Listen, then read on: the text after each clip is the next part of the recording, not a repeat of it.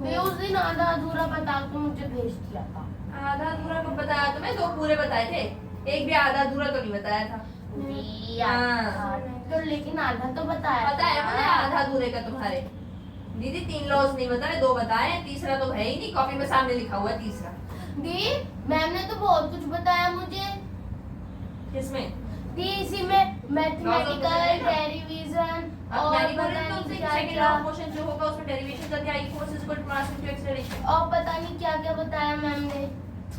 अरे तो बोला तो था मैंने बच्चे कि force is equal to mass into acceleration तुम्हारा डायरेक्ट फॉर्मूला है जो कि एप्लीकेशन में आएगा, यूज वही करना होगा, पर डेरिवेशन उसकी क्या है वो मोमेंटम जो चेंज होता है, मोमेंटम के पढ़ा था ना उसने हमने। मोमेंटम क्या होता है? जिसके अंदर मास और वेलोसिटी दोनों चीज होनी चाहिए। जैसे कि मास और वेलोसिटी दोनों होनी चाहिए, वो मोमेंटम हो जाएगा। नहीं वो दीदी एक तो चलने की मतलब वो है, जैसे कि किसी कोई बॉल आई, ठीक है, मुझे एक्सप्लेनेशन ही चाहिए, मुझे एग्जांपल से मैं बताऊंगी। एग्जांपल से बता दो। दी हमारा 2 बॉल है, एक हम्म। टेनिस बॉल और एक रबर वाली जो बॉल होती है ओके, वो क्रिकेट की। जल्दी जल्दी। दी अगर हम उसको दोनों को फेंक के मारेंगे, दोनों की वेलोसिटी ज्यादा है, दोनों की वेलोसिटी सेम है, लेकिन वो टेनिस बॉल की कंपैरिजन में जो रबर बॉल होगा वो किसी भी पर्सन को ज्यादा हर्ट करेगी क्योंकि उसमें मास ज्यादा है। और एक दूसरे केस में अगर उसकी मास तो कम करेगी, ठीक है। रबर बॉल और टेनिस बॉल के as compare to rubber ball की कम वेलोसिटी होगी, वेलोसिटी इसकी ज्यादा हो गई, तो ये ज्यादा हिट करेगी पर्सन को। बहुत अच्छे से एक्सप्लेन किया तुमने मुझे, पर मुझे ये तो बता दो कि मोमेंटम क्या है? ये मोमेंटम वेलोसिटी और मास सिंपलेस्ट फॉर्म में करना है। हाँ सिंपलेस्ट फॉर्म में भी करो। मास और वेलोसिटी के इक्वल होता है। मास और वेलोसिटी के इक्वल होता है, मतलब जितना ज्यादा डायरेक्टली प्रोपोर्शनल होता है, डायरेक्टली प्रोपोर्शनल होता है। जी हाँ। अच्छा जो स्पीड होती है वो डिस्टेंस बाय टाइम होता है ना, डिस्टेंस ट्रैवल बाय टाइम, ठीक है।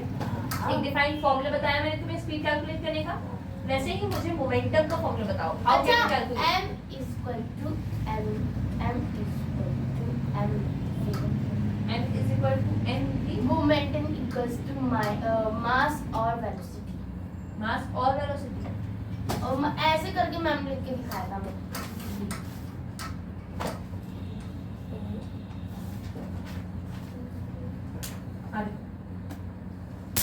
अच्छे से पता है कि मुझे हाथ दिखा देना है, कितने प्यार से दिखा दिया है। तुझे क्या लगा था प्रशांत दीदी क्या कर रही हो? पहली बात तो मोमेंटम को p से डिनोट करते हैं। दी हमारा तो नहीं पता है, लिखो p। दूसरी बात डायरेक्टली प्रोपोर्शनल जिस खुशी में किया है तुमने उसी की डेरिवेशन कर दी है, इज इक्वल टू। और अगर इसके बीच में कोई साइन नहीं है तो ये क्या हुआ? जोर से। मल्टीप्लाई हो रहा है। मल्टीप्लाई हो रहा है, तो मुझे क्या बता रही थी तुम? दी मल्टीप्लाई कहाँ से हो सकता है? इतनी जोर से चिल्लाना आ गया, अभी तक मुंह से आवाज ही नहीं निकल रही थी। मास इनटू वेलोसिटी ही होता है।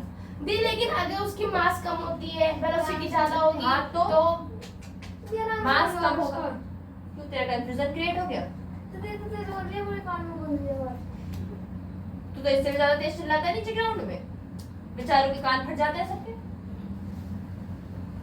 मास इनटू वेलोसिटी, मास अगर कम है और वेलोसिटी ज्यादा है, देखो तुमने क्या बोला था, तुम्हारे एग्जांपल को देखते हैं। टेनिस बॉल है, रबर बॉल है, दोनों की वेलोसिटी सेम है। देखो दोनों की वेलोसिटी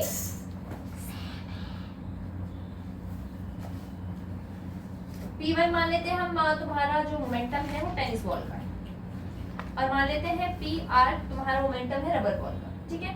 वेलोसिटी दोनों की सेम है तो v मान लेते हैं दोनों। दी नो अब मास मान लेते हैं रबर बॉल का ज्यादा होगा m2, और m1 मान लेते हैं टेनिस ये बॉल। नहीं हो सकता। अब अच्छा ना वेलोसिटी दोनों की सेम है, लेट इट बी 4, ये मैंने बिना सिंपल किया है, इसकी कोई होगी नहीं सर। लेट इट बी 4, दोनों को 4 है। मास ज्यादा है तो मान लिया हमने 3 है, और मास टेनिस बॉल का कम है तो हमने मान लिया 2 है। अब 2 into 4 कितना हो जाएगा? 2 into 4 8 और 3 into 4 से हमकी नहीं आता, 3 into 4 उनमें से किसी से 12। जब बच्चा वेलोसिटी दोनों की सेम थी तो मास जिसका ज्यादा हुआ, ऑफ कोर्स अगर दोनों नंबर सेम है तो, और अगर आप मल्टीप्लाई कर रहे हो एक बड़े नंबर से एक छोटे नंबर से, तो जो बड़े नंबर से आपने इसका मिक्स में भी करना है। करते हैं। तो जो बड़ा नंबर से आपका मल्टीप्लाई आप जिसको कर रहे हो उसका प्रोडक्ट ज्यादा है कि प्रोडक्ट वैल्यू, तो ओवरऑल मोमेंटम उसका ज्यादा हो गया। तो यही तो बात हो गई, ज्यादा चोट लगेगी। अब अगर कंसीडर करो तो एक तो हम मानते पतली स्टिक से, एक मानते मोटी स्टिक से, चोट किससे ज्यादा लगती है? लगती है ना, क्यों? मास क्योंकि तो कम हो गया। उसका जो वेलोसिटी होगी वो ज्यादा होगी। ये होता है मोमेंटम की वजह से इफेक्ट दिखता है, ठीक है। तो इसमें ये बात नहीं है, आपने तो सिर्फ एक तरीके से मैम ने बताया होगा, एग्जांपल मैम ने दिया होगा ना।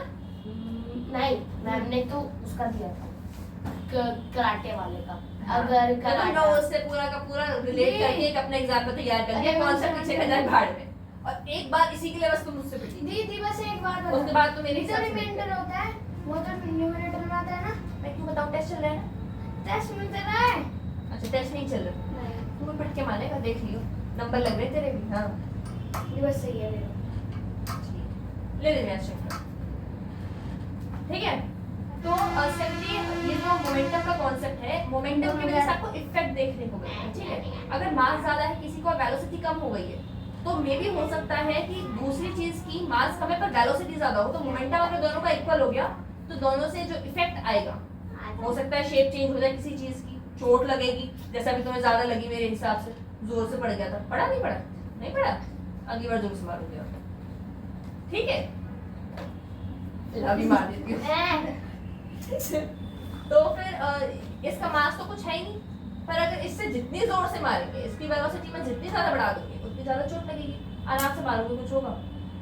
नहीं होगा, ठीक है। तो मोमेंटम की वजह से जो है इफेक्ट प्रोड्यूस। तो अगली बार से अगर मैं आपसे पूछूं कि मोमेंटम क्या है, तो इतना अच्छा एग्जांपल देके एक्सप्लेन जरूर करना, पर एक छोटी सी डेफिनेशन बता देना जो कि मैंने तुम्हें बताई थी। इवन आफ्टर डेट तुमने मुझे नहीं बताई है, इसलिए तुम पिटी हो, टीचर की वजह से नहीं पिटी हो। Product of mass and velocity सही है। क्या है?